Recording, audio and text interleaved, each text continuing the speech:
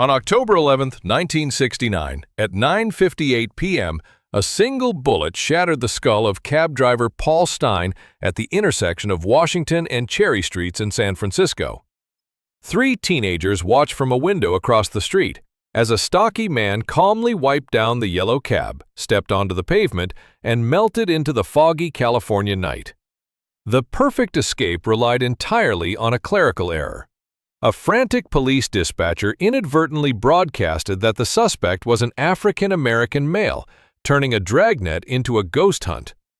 Two responding patrolmen actually crossed paths with the real killer moments later on Jackson Street, yet they let him pass without a second glance. This catastrophic bureaucratic blunder guaranteed that America's most theatrical serial killer vanished into the dark forever. Your safety in an emergency often hinges on the absolute accuracy of a single stressed voice over a radio. Always verify critical details during a crisis before acting on assumptions. Contrast this chaotic urban execution with the atmospheric horror of the Zodiac's earliest strikes. Before invading the concrete grid of San Francisco, the killer stalked the unlit gravel turnouts of Vallejo, hunting vulnerable teenagers parked under the pretense of romance.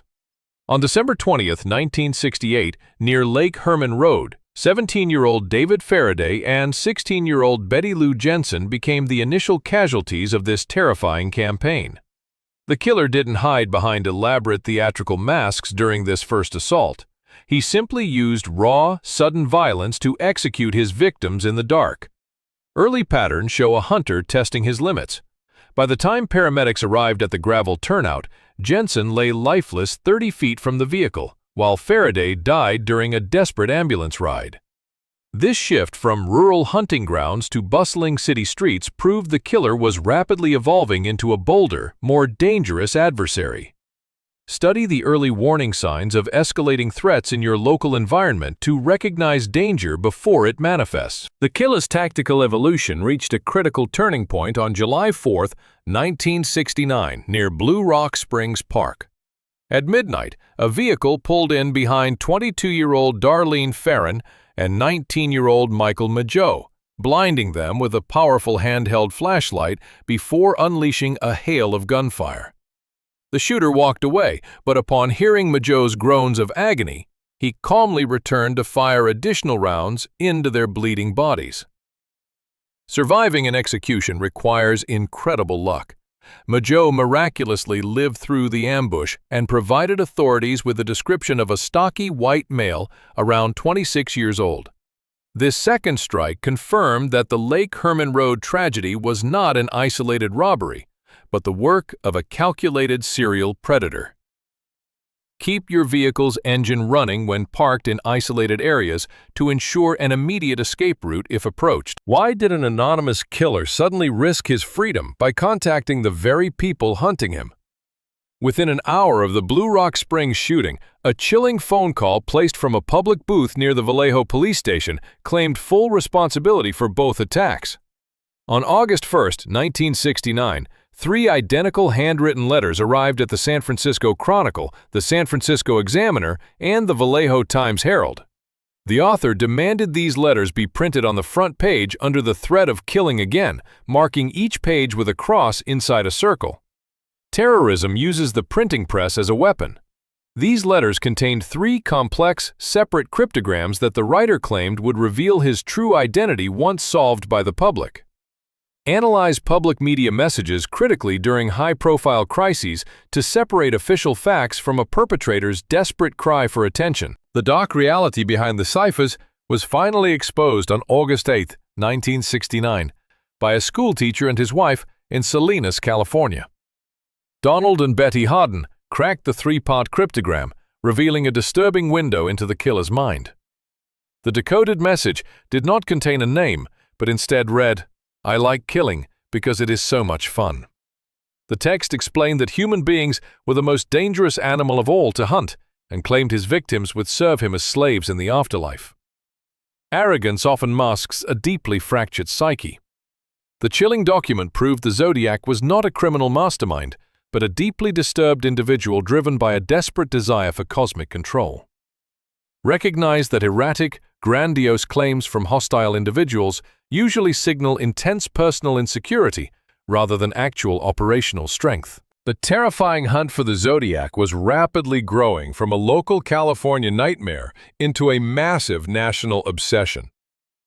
If you want to trace how investigators slowly unraveled this twisted psychological puzzle step by step, hit that subscribe button right now.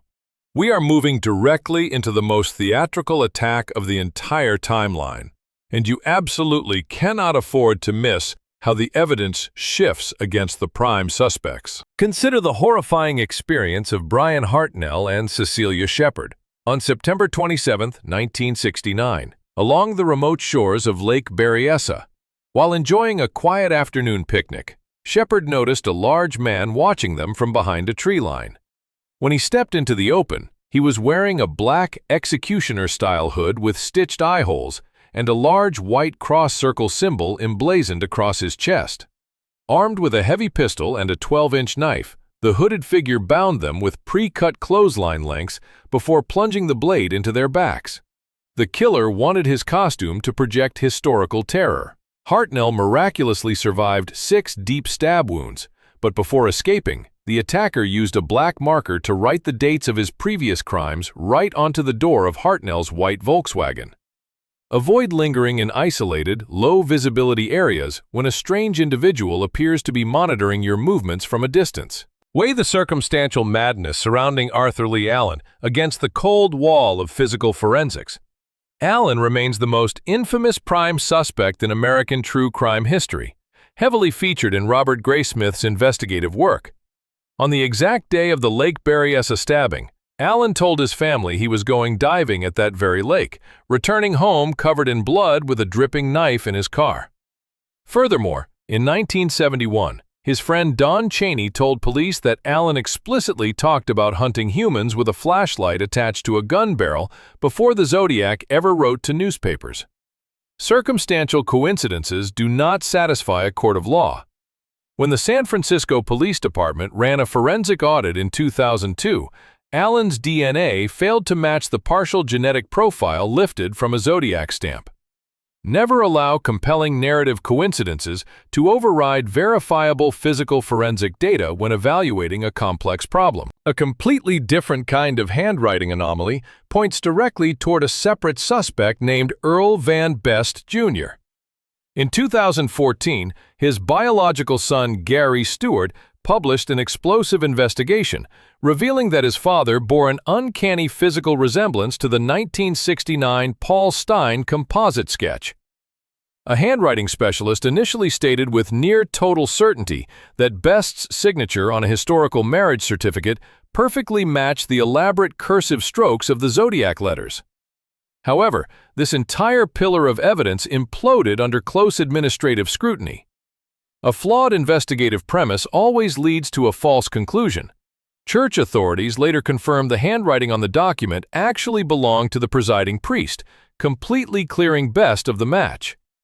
Verify the true source of any document before using it as baseline evidence to support a serious accusation. Imagine sitting in a stalled vehicle at night on Highway 132 near Patterson, California, as a polite stranger pulls over to help you. On March 22, 1970, Kathleen Johns and her infant daughter accepted a ride from a man who claimed her rear wheel was loose. Once inside the car, the driver's calm demeanor vanished as he quietly told her he was going to kill them both. Johns grabbed her baby and leaped from the moving vehicle into a dark canal bank, hiding until the predator drove away. Extended face-to-face contact yields the most accurate identification.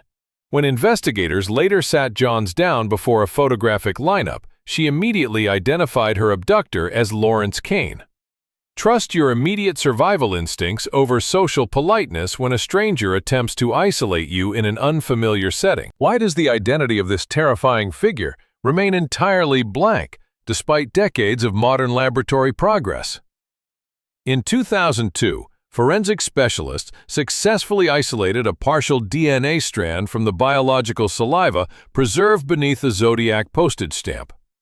This breakthrough was supposed to end the mystery, but the sample was too degraded to build a profile for a national database search.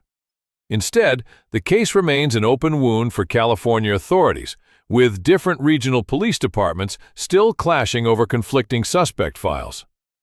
Time eventually erodes even the most critical physical evidence, unless an undisputed deathbed confession or an unreleased family archive emerges.